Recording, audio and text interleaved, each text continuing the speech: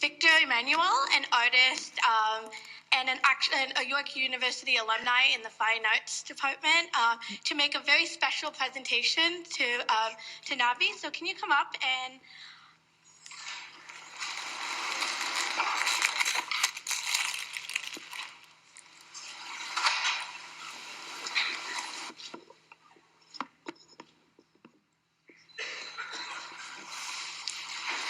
Good evening.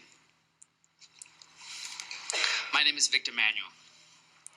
Being here tonight means a great deal to me. Growing up in and being displaced by the civil war in Sri Lanka has had a significant impact on who I am as a person and artist. I'm honored and excited to be here tonight to present a piece of my artwork to someone whom we all hold in such high esteem, Ms. Navi Pillay. The piece I'm presenting tonight is a portrait of one of my personal heroes, Nelson Mandela.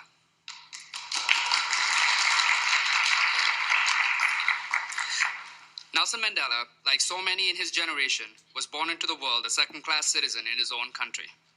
In his fight against inequality of colonial rule and apartheid, he endured many struggles, including his prison term that lasted 27 years. Amazingly, after losing his livelihood, family, and basic freedoms for almost 3 decades, he did not seek revenge. Immediately after his release from prison in 1990, he continued to push forward and work towards his vision of a post-apartheid Africa. Once elected South Africa's president in 1994, he set out to heal a deeply divided nation, knowing that no progress will be made with division amongst people, violence, or dwelling on the past. He believed the law should protect the rights of all, and he upheld these ideals at home while becoming a beacon of hope for the oppressed worldwide. After the time of his death in 2013, and still today, he is still considered one of the most influential human rights activists in recent history. The portrait I present tonight is entitled 27 Years, in which I sought to capture the passage of time during Nelson Mandela's imprisonment.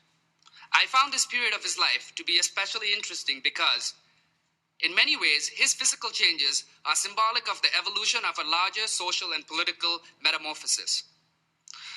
Though the government tried to silence and erase him from the minds of the people, the seeds had been planted. In this portrait, Nelson Mandela is split.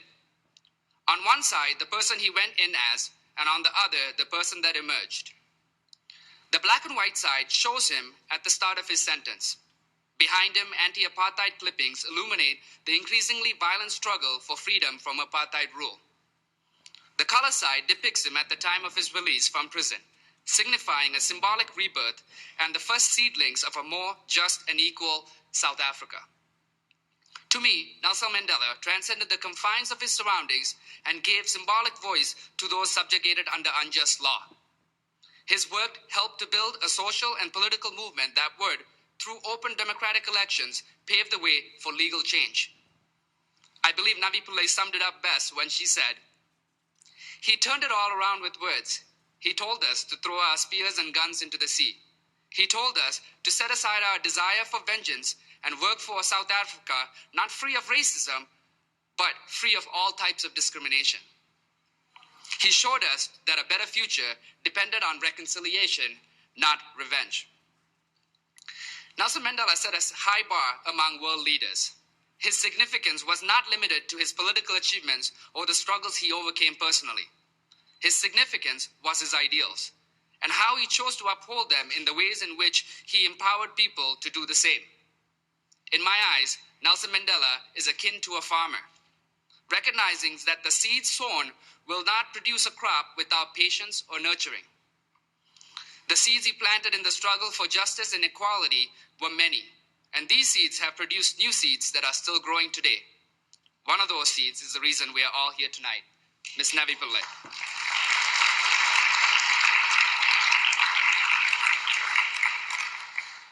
Shortly after Nelson Mandela was elected president in 1994, he appointed Ms. Pillay to serve on the High Court of South Africa.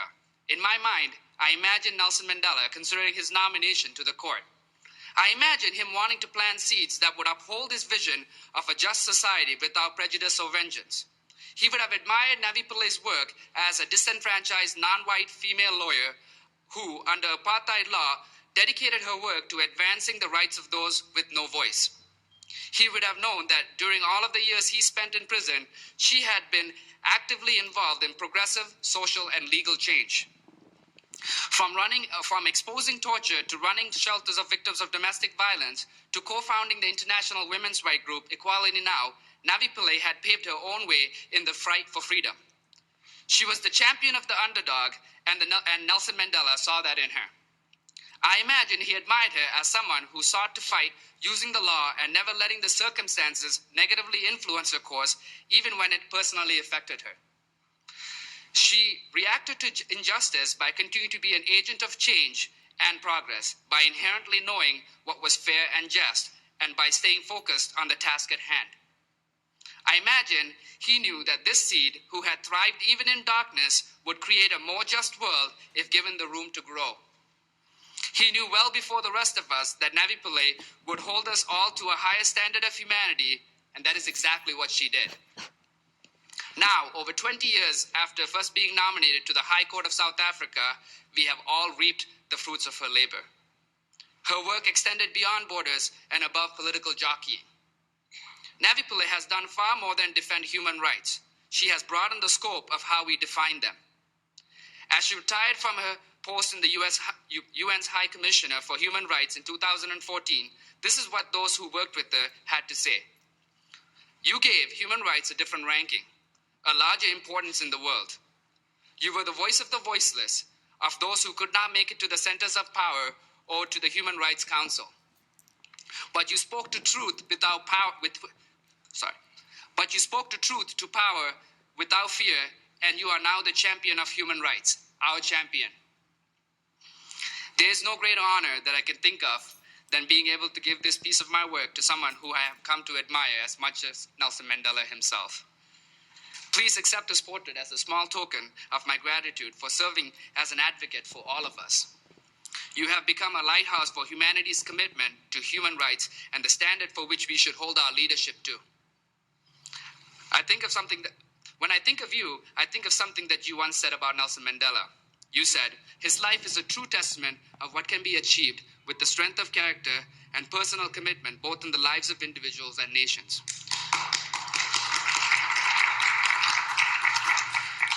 When I read those words about Nelson Mandela, I think the same of you, and I would imagine he would too. Thank you.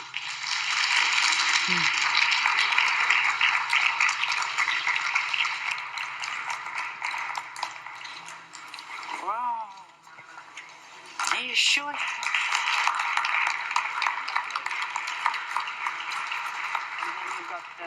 Yes, so basically this is the South Africa that was born and as a child coming out of this place.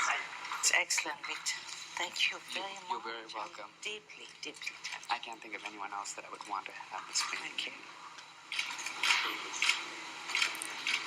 I liked your speech. I like a copy. Thank you. Thank you. So thank you, Victor, for that lovely presentation.